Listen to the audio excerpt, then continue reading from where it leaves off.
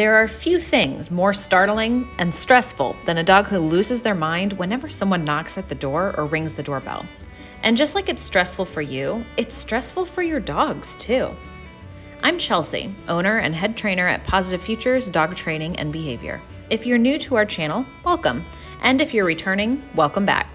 In today's video, I'm going to share with you how you can get your dog to stop barking at knocking and the doorbell, and how to turn that noise into a cue for your dog to relax on their bed instead.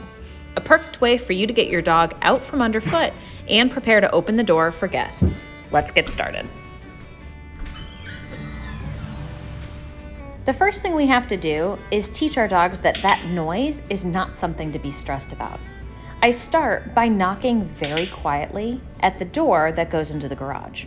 We want to start this exercise completely separated from the front door. I knock quiet enough that my dog is not going to have a negative reaction.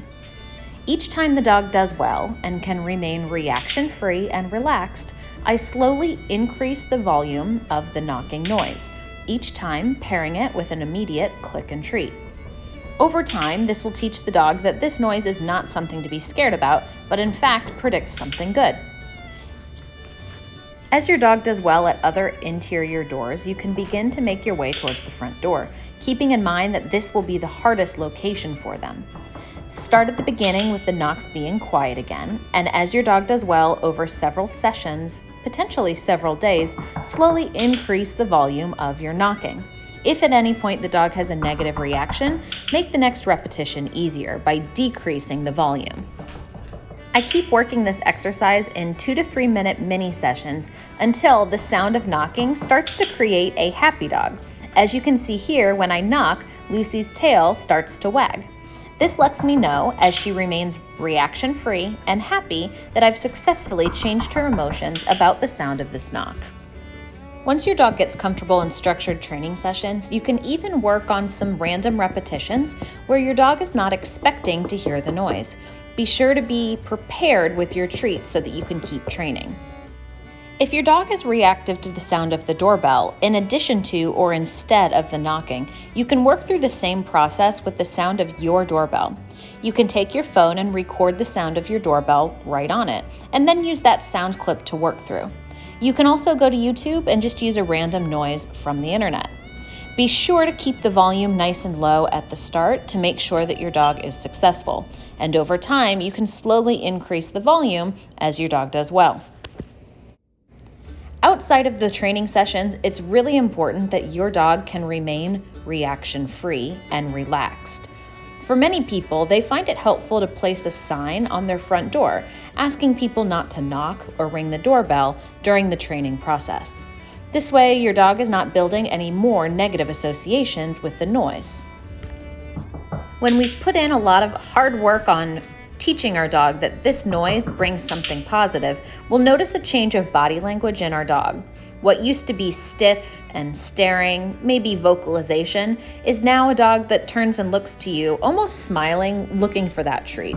A nice, loose, excited body and a wiggly tail. When we get to this point, we can no longer get the barking from our dogs. Some people are satisfied with that, but I challenge you to take it one step further. You can turn the noise of knocking or a doorbell into a signal to your dog that they should go find their mat and relax. Think of the behavior that you will want to follow somebody knocking on your door or ringing the doorbell. It could be settle on a mat, go to place, go to kennel, or even to get behind a baby gate. Start by warming your dog up on the behavior. You'll want to make sure that you've taught the behavior with the basic level of distance, distraction, and duration that you'll need in a real-life scenario. For the rest of this video, we'll use settle on a mat as our example, which means to find your bed, lay down, and wait until we ask you to do something else. If you need more help on this, be sure to check out the card at the top of this video for a little bit of assistance in your training. After a brief warm-up, your dog will be ready to start adding this in to the doorbell or knocking. I start by knocking on the door, and instead of immediately clicking and treating, I give the cue settle and click and treat when the dog has done the behavior. And then we repeat this process. Knock, followed by verbal cue for the new behavior, and then click and treat when the dog does the skill. If your dog messes up, you knock and give the cue, and your dog can't do the skill, just give them a little bit of assistance. As you can see here, Lennon makes an oops and walks behind me instead of finding his mat. But with a little bit of a visual signal, I can quickly redirect him back to his bed and help him be successful to earn that treat. Repeat this process until your dog will get to the point when you give the knocking or doorbell noise and your dog finds the mat all on their own.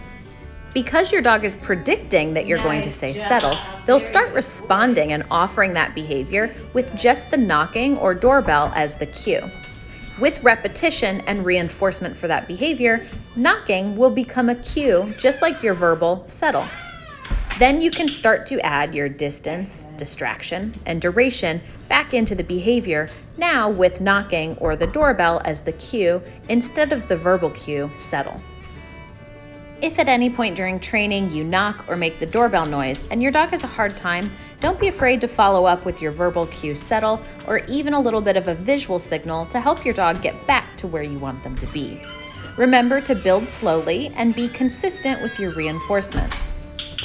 Pretty soon you'll have a dog that will hear a doorbell or knocking and head straight to their mat.